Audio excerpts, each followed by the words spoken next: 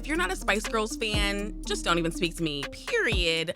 Welcome back, you guys. I missed you. We are live today on WRLYLP 93.5. Thank you for joining me.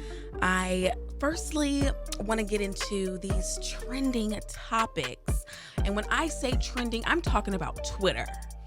Okay? I mean, you see it in the trending topics listed on Twitter, and it has people shuffling. People are whispering, scuttling, making memes. It's interesting. So first things first, we started with Spice Girls today because Mel B, Money Mel, let's call her Money Mel. Let's call her Money Mel, period. Mel B just got her child support payments upped in court. Eddie Murphy has to pay her $35,000 a month in child support. Could you imagine? That is a job.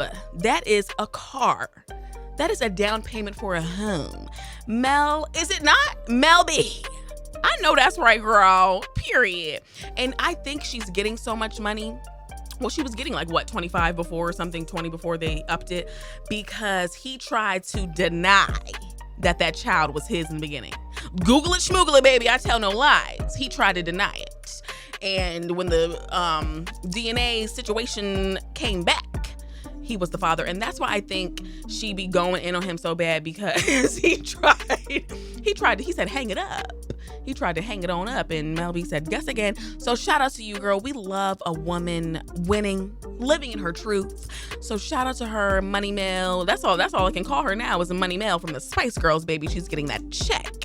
I do want to talk about another viral moment with another Black woman, Whitney LaBelle.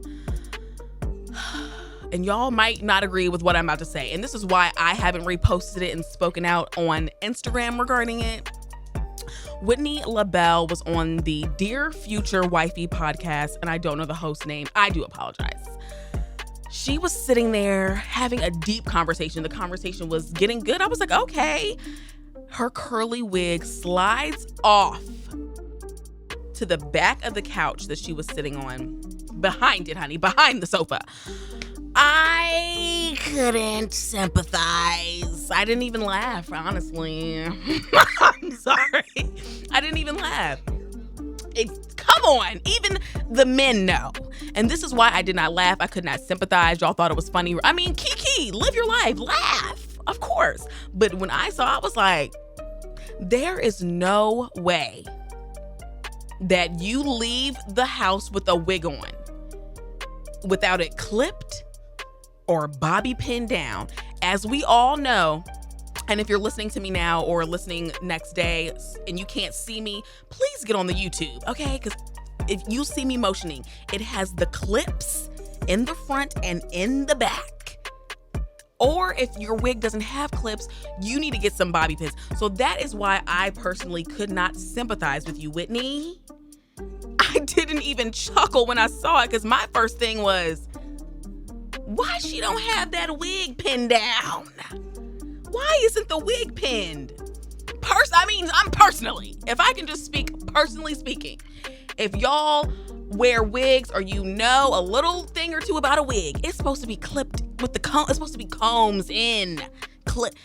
I'm sorry. I'm glad you got a viral moment. I do follow you now, so shout out to Whitney LaBelle. I just could not giggle with it. I couldn't get it. I couldn't chuckle with it. I'm sorry. I was like, really, girl? She reached behind the sofa, child, and scooped the wig up and put it back on her head mid-interview, mid-deep discussion about, what it takes to be a woman in a relationship. Like, they were having a really good conversation. That wig slid on back, and baby, I couldn't sympathize with her. And then if I could just share a story about myself, I remember I was in Atlanta, and shout out to my beautiful friend Sarah. You know who you are, darling. I was with Sarah in Atlanta, and I was sitting on a couch, and I had on a curly wig, y'all. And the couch happened to be Velcro, like the cushions were Velcro to the sofa. So I was leaning back, chilling, smoking a hookah, chilling, vibing out. So then when I went to go sit up, my wig was stuck to the Velcro, but baby, it was combed in. It was combed in and clipped in and it did not come off. So Whitney, I'm sorry, but shout out to you. Shout out to your viral moment. I'm rooting for your success and all that jazz. The last trending topic of the week is none other than Mr. West himself. God, Kanye, I don't know. I really don't know what to tell you, man. I don't know. Lizzo has now, we don't know if it's in response to what Kanye said, but she got on stage at her tour and was like, I'm just a beautiful, fat, black woman minding my, business. And he has made some anti-Semitic statements regarding the Jewish community. Like, he's said so many things. Justin Bieber has now cut ties with Kanye West. Hailey Bieber, the Hadids. Jamie Lee Curtis was seen in an interview responding to the Jewish remarks. It's me either. Jamie Lee, we didn't know. Did not know. My thing is, I think Kanye needs prayer right now. He needs prayer. So in my personal opinion, save your think pieces. Save your think pieces. This man has openly told us time and time again that he is bipolar. Has he not? Has he not said that? He has said that many a time. I feel like at some point, we have to quiet the noise. I'm tired of hearing about it just as much as I'm tired of hearing about Blueface and what's her butt with the missing tooth. Yes, they got a show coming on Zeus. This toxic. Kanye, I think you need prayer, honey. I really do think you just need love and prayer. I don't know. He got banned from Instagram and Twitter or Facebook. Oh, excuse me. Well, they own Facebook, Instagram. Yeah, see, Kanye, now you got blocked. You're blocked on your socials. Same thing happened to somebody you love, Kanye, which was Donald Trump. So you are both, he's still currently banned, blocked. I don't know how that works. So yeah, Kanye, I really wish you would keep us out of most of your conversations that you have with Diddy, Mace, or whoever you're currently arguing with. Keep us out the group chat. We're praying for you, though. Please pray. Pray for this man. He needs hope and prayers.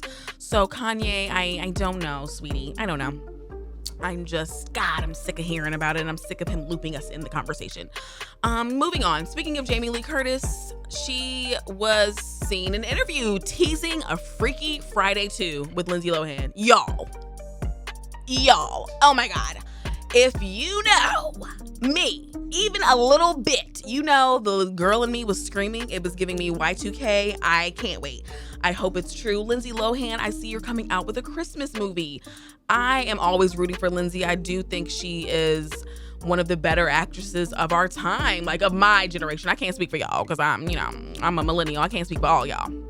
But I think that she's one of the better actresses of our time. I just hate that she got caught up in the whirlwind of, Hollywood and the fast life and maybe drug abuse. But I love Lindsay and I'm rooting for them. And I really would love to see that movie. Damon Wayans and Damon Wayans Jr. CBS is developing a new show for them. It's going to be a sitcom, father and son. Love that. I love that idea. I think that they are so funny. I definitely think that would be cute to play, opposite your dad.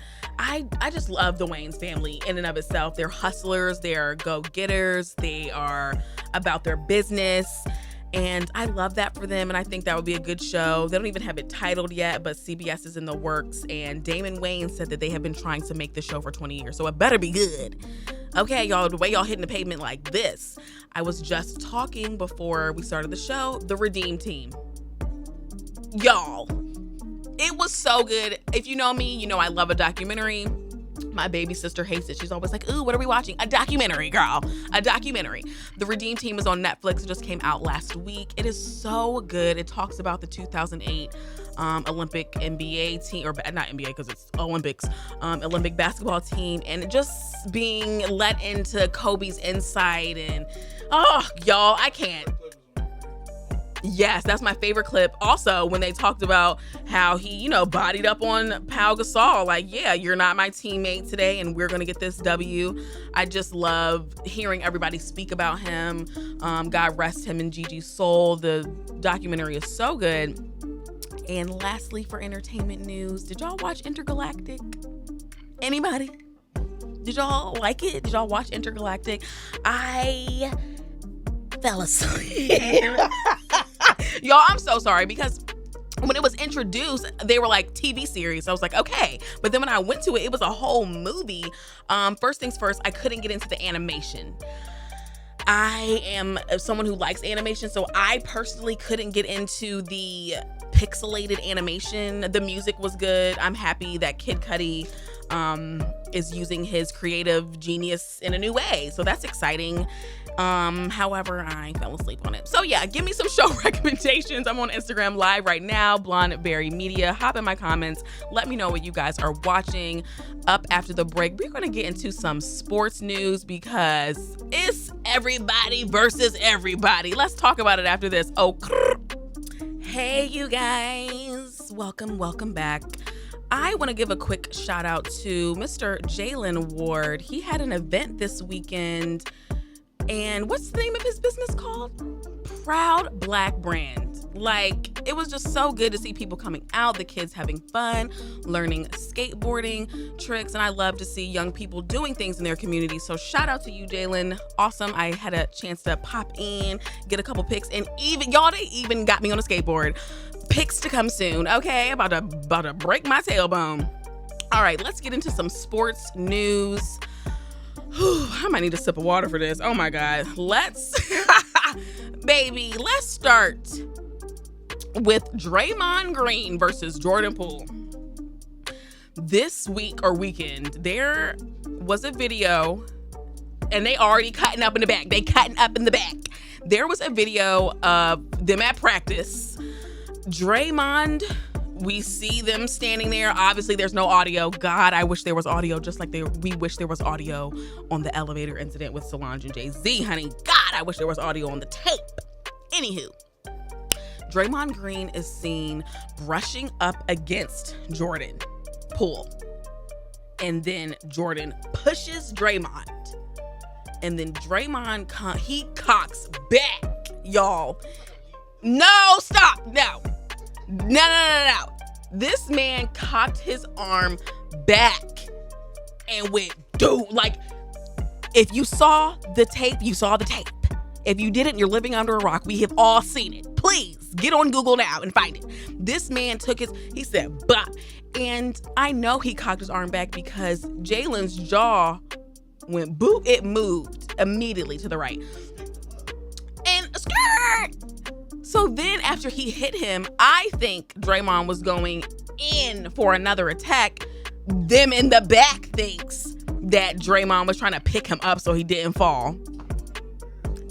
Please, he already embarrassed him. So Draymond Green gets on, I don't know, the platform, whatever the press area they have at the facility. We don't know. He gets on the platform and apologizes and then says, I'll be taking some time away from the team, the Warriors. Is that forgivable? Can they move forward as teammates and play together? I don't know. I do not. It happens all the time. I don't know. We don't have the tape, though. We don't have the tape. And that's the thing. The world has seen this. And Jordan Poole, he had a good game the other day. I saw the highlights. Good for him. Don't roll your eyes. He had a good game, and he had a good game. Did he not? Did you see the highlights? It doesn't matter. He had to let that aggression out. He was fueled. Okay? Draymond, I don't know if that is forgivable. The world has seen you punch your teammate. Yo, I was like shocked. when I saw that, because you're like, oh, Draymond, I'm like, okay, he's known to be a little aggressive, might pop off. But when you see the video play back, you're like, wow, I didn't know they were doing that in practice. So that brings me to pose the question. If the video wasn't leaked, would there even be speculation or suspension or anything like that? I don't think so either. And that's the issue I'm having. Because if the public didn't know what really happened, they would have just breezed on by like it was another day. And then Steve Kerr, why do I want to call him Steph Kerr? God, that's not his name. It's Steve. I'm sorry, Steve. Steve Kerr. God, Larry, I just saw him hop in my live. I wish you were here to talk about this. Shout out to Larry Richardson. Love you so much. So, Steve Kerr gets on the platform and says, basically, what I was getting from Steve Kerr was that he was more concerned about the leak than the actual punch. What? The person who leaked it got fined $100,000. Oh, they got paid probably from TMZ for something. That's not enough money. Y'all had to pay me $250. That's ridiculous. TMZ be paying that money too. Stop. Okay, go back to the Britney and Lindsay days. They will pay that money. I don't know, Steve. I feel like what you said, you were more concerned with the leak than the actual physical altercation. And ooh, that is the issue I'm having, Draymond. When you come back to the team, you better have on your suspenders and your glasses, okay? Good behavior. Be ready, because we're going to be watching you like a hawk. Get your life together. This man shoved you and your first reaction is to punch him in the jaw? I can't. I really cannot. Where's the audio? We need the audio on this. Draymond, we'll be watching. That's all I can say. We'll be watching. I cannot but to see your demeanor. You know they're going to interview him before and after the game because of the Child, it's getting ghetto in the Warriors. They don't be making the news like this, child. So I can't wait to see what's to come of that. Next up on the versus in the sports news category, Eddie Robinson Jr. What is he called? Alabama State? Yep, Eddie Robinson Jr. is the coach for Alabama State. Deion Sanders. He's so funny to me. Deion Sanders coaches for Jackson State. They played in what I believe was their homecoming game. Alabama State's homecoming. Ooh, my God, that makes it even worse. So it was Alabama State's homecoming game, and Jackson won 26-12. That's pretty embarrassing for it to be your homecoming game. That's just me speaking personally. Sorry, I'm just saying. That's your homecoming game. Your parents are here. Y'all about to get lit over the weekend, and you lose the game 26-12. Like, that's not even close. So the game's over. Deion Sanders is seen walking across the field to Eddie, the coach of Alabama State, to shake this man's hand, as you do in sportsmanship. They teach you this. I mean, I've seen y'all growing up. Y'all all shake hands after the game. Even the players, they do the little line. Like even my nephew, they do the little line when they dap up. Like, yeah, they all do that. So Deion scrolls on over to shake this man's hand, and Eddie shakes his hand, but then he bodies up and like stiff arms him away. The encounter looked incredibly awkward, if I do say so myself. After he low-key shoved him, Deion was like, what did I do? He had his hand. Yep, you going for the dap, and then you go in with that left arm reach. So, pat on the back or what have you, whatever your vibe is. He hit him with that Heisman stiff arm and says, "Skirt, we are not friends." So I thought that was very childish, Eddie. I'm just saying, that was so childish. And then he want to get in the press conference and say, well, he didn't want to say anything before the game or something. I almost said, girl, because that's what you acting like. Girl, shut up. What does that have to do with the price of tea in China, Eddie? Please, somebody riddle me that. What does that have to do with anything? Like, that makes no sense, because he didn't want to have a conversation or we keep it how it was before the game. Like, Eddie, I'm jealous. Is that what it is? Is it jealousy? And then you just showed me a picture of him hugging, what coach was that? From UCLA? So you want to hug, you lost Eddie to UCLA, but you want to hug that coach, but you want to, it's like, Black people need to be able to coexist in the same field without there being tension and jealousy. And that makes me think about the women rappers. Like, y'all beef, like, it's not cute. It's not cute. It's not professional. It's aggravating. We don't want to be involved in the conversation. I'm cringing, Eddie. I cringed when I saw that video. I was like, ew. Is that how we're treating people? Eddie, do better. We don't appreciate that. Dion didn't appreciate that. He was very vocal in his press conference afterwards against you. And you lost. So women lie, men lie, but Eddie, the numbers don't lie. You did lose. So that's all I have to say about that. Dion, forever rooting for you. Period. The people's champ. Last in our sports news, Bronny James. I'm getting excited. I don't even know why I'm getting excited. Why? Why are we excited? Oh my God. So LeBron has said many, many times that he wants to play in the National Basketball League with his son. He wants to be able to play at least 1 year with him. Are they going to achieve this? He just turned 18. Travis Scott performed at his birthday party. Looked like a very lit time. Like, how many people can say that? You had Travis Scott perform at your birthday, got LeBron jumping around with his gold chains on. Like, oh, it just looked like so much fun. So, Bronny just turned 18, and then it makes me think about the balls. What is his name? LeVar? That's the dad, right? Yes, the dad, LeVar Ball.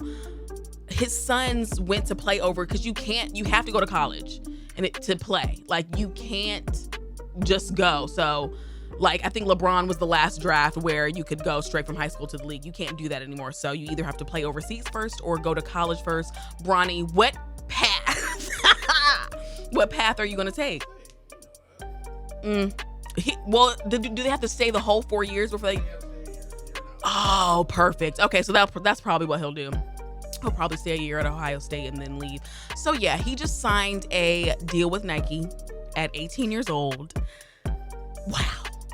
Some people are thinking his son's deal is a part of his lifetime deal. You think so?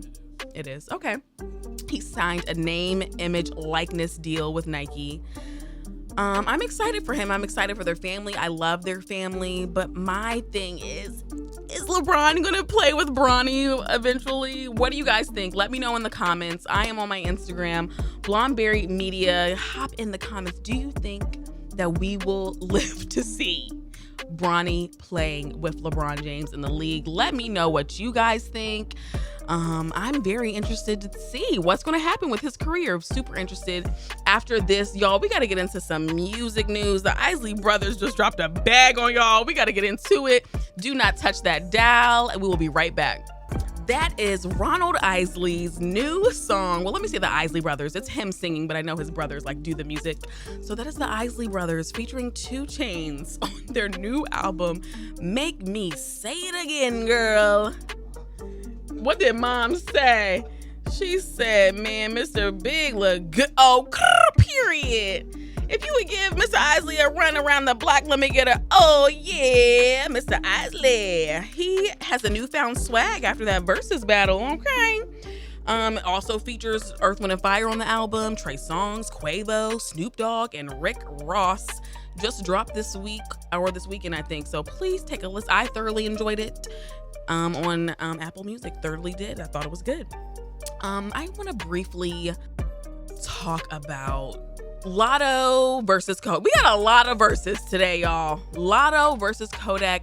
Lotto, she had a hit song this year. She was on Billboard top 10. I believe she went number 1 for a week, or maybe some. Actually, I don't even think she did. Oh, did she? But yeah, okay. So she went number 1 briefly. Not as long as Super Gremlin, but we're gonna get into that. So she won Song of the Year at the BET Hip Hop Awards for Big Energy. So many other people were also nominated, but notably nominated for Song of the Year, y'all. Song of the Year was Kodak Black for Super Gremlin. If you don't know, you're slow. Like, that song it took over the airwaves. It was major. They got so many views on YouTube. It was number 1 on the Billboard for like 4 weeks, I think. So Kodak, and by the way, Kodak was at the Hip Hop Awards. Lotto wasn't even there. She's on tour, an arena tour with Lizzo, actually opening for Lizzo. So get your bag. Get your bag, Lotto. Get your bag, babe. Get your bag. So Kodak took to his Instagram Live, as he often so does, and proceeds to undermine Lotto's win, saying that she shouldn't have won, that he should have won. Yeah, I personally think that Super Gremlin was a bigger song. If you were asking me that question, it was Kodak for sure, all day. But what I didn't like is that he even said anything. Like, shut up. He called her Frappuccino. And then Lotto posted a picture of herself looking scrumptious and said, "Big Frap, what's up?" Period. Posted a picture backstage on tour, period. They in the comments, Frappuccino. He called her Frappuccino. Lotto said, "That's fine. I'll be a 2-time platinum track Frap. And that's on Frappuccino, Starbucks, baby, okay?" So I love the way Lotto responded to the hate that Kodak was giving her. She looks great. She's on tour. She's pop locking it and dropping it. Kodak, did you have the bigger song? Yes. Did you have to get on Instagram Live and do all that? No, you did not. It was very unwarranted. We didn't ask for it, nor do we appreciate you hopping on your Instagram Live to tear a woman down in this business. We don't like that. That's a no. But did he have the bigger song? Yes, he did. But Lotto, we appreciated your clapback. It was cute. Address her as Big Frap. Very classic. Y'all, it's gonna take me a minute to get through this. Lastly, we need to talk about the fall of Ellen DeGeneres, like the literal downfall of Ellen. So Charlie Puth, who we played today, he sings a song, "We Don't Talk Anymore." He's also known for the "See You Again" song featured in the Fast and Furious franchise with Wiz Khalifa. That song went diamond, it did. And he also has a very popular song used in a lot of movies called "One Call Away." I know you know that song. He used to be signed to Ellen DeGeneres' record label. The name of the label was 1111. They started in 2010 and closed in 2012. And he was just interviewed for Rolling Stone magazine. This man said that his former label disappeared on him. That after his first EP dropped, no one was really around to guide him in the next, form of his career, to guide him in the next stage. This is coming weeks after Grayson Chance, sorry. He was signed to Ellen's label also. He went viral on YouTube for singing some cover of Adele or something, and she brought him on. You know how Ellen does. She sees you online. She'll bring you on the show. Might perform, might not. She'll interview you, give you some free stuff to go home with. So he came to the show a few times, Grayson Chance did, and she ended up signing him to her record. Why did she even start a record label? I need to dive further into that. Like, why? Yeah. So she started a record label having no experience in the matter. Just speaking, sorry, she's a comedian. Television host, production, like that's what she's an actress, sorry. That's what she was known for. She was introduced as a comedian and an actress. She was on a sitcom. So Grayson Chance essentially said the same thing weeks prior to Charlie Puth's interview. Grayson Chance's interview was with Rolling Stone magazine as well. He said that Ellen became domineering and way too controlling, even saying when it came down to what he wore. That I found incredibly interesting. I found that to be incredibly interesting, that she would be controlling even down to what Grayson Chance wore. I thought that was very strange. Grayson Chance also said that Ellen can be manipulative, self-centered, and opportunist. Whew. That is a mouthful. That is a mouthful to say about one of the richest women on the planet. I just feel like Ellen,